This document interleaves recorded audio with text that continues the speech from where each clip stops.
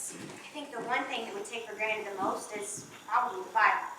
Most of you probably have several copies at home, besides the one you may have with you here at church tonight. And yet, when you stop to think that God, the Almighty, creator of the universe, wrote a book simply so that you and I can know him better, it's almost more than our minds can comprehend. For thousands of years, God recorded his plan for his people in the Old Testament, such as in the book of Jeremiah, where we see the potter's house. The word which came to Jeremiah from the Lord, saying, "Arise and go down to the potter's house, and there I will cause thee to hear my words." Then I went down to the potter's house, and behold, he wrought a work on the wheels. And the vessel that he made of clay was marred in the hand of the potter. So he made it again, another vessel, as seemed good to the potter to make it. Over and over again, I scanned these verses until they seemed to engulf me completely.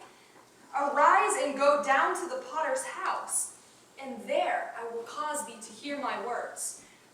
The potter's house at first appeared to be without substance, but as I drew near, the door was opened wide, and I could hear the low musical whir of the potter's wheel filling the fragrant air. I paused on the threshold. A man, a tall, graceful figure, sat by the wheel, his long fingers working a mound of clay that revolved slowly around and around. Welcome. I've been waiting for you. Come in. Waiting for me? Yes. I'm so glad you finally come. The potter's house was surprisingly large. On one side were heaps of colored clay not yet used. Behind the wheel was a tremendous pile of broken vessels of every color and size. Here, I knew, were the vessels that had failed to take shape. The walls on all sides were lined with thousands of cups, jugs, and vessels of every description. I see you find my wares interesting. Yes, each one is entirely different from the other. Well, there are no two alike because each has a separate purpose to fulfill. See this one? This represents one of my finest pieces of work. It's almost 2,000 years old. His name was Paul. At first, I had great trouble molding him. He insisted on doing what he thought was right, not what I told him. It took a long time for him to yield to my will. Well, what about this one here? It's just as large and beautiful. This one represents Lindsley Lange. I've never heard of that name. Perhaps not. He had a Sunday school class in the hill section of Kentucky years ago. At no point did he have more than 7 pupils. Yet because he allowed me to mold him, his place is with the finest pieces of work I've ever made.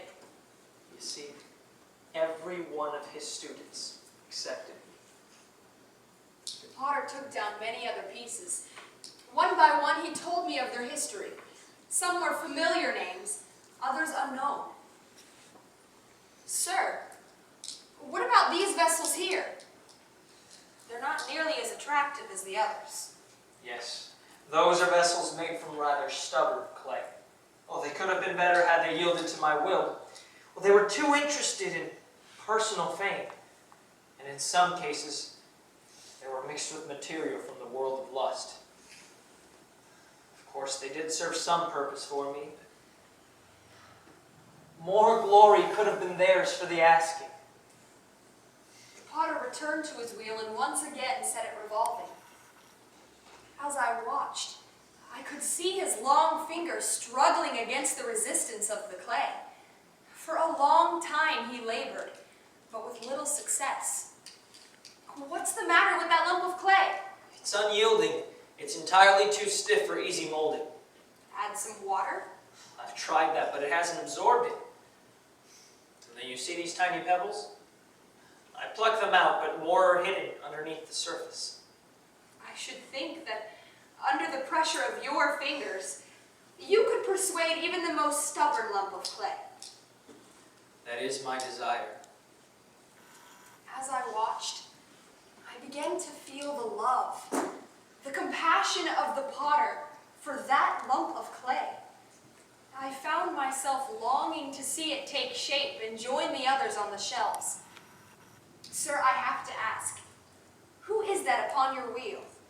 Who could be be so foolish as to resist your perfect will? My child, this is you.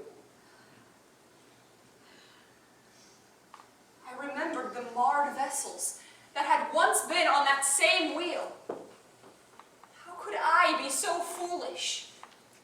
Did I not trust the potter? Wait, I think it's coming. See how easily my fingers are fashioning the base? Sir, I don't want to be like one of those broken, useless vessels. What must I do to change? Submit yourself to me. Allow me to mold you and to make you as I see fit. So I did. I simply quit resisting and gave the potter complete control in my life. And he made it again, another vessel, as seemed good to the potter.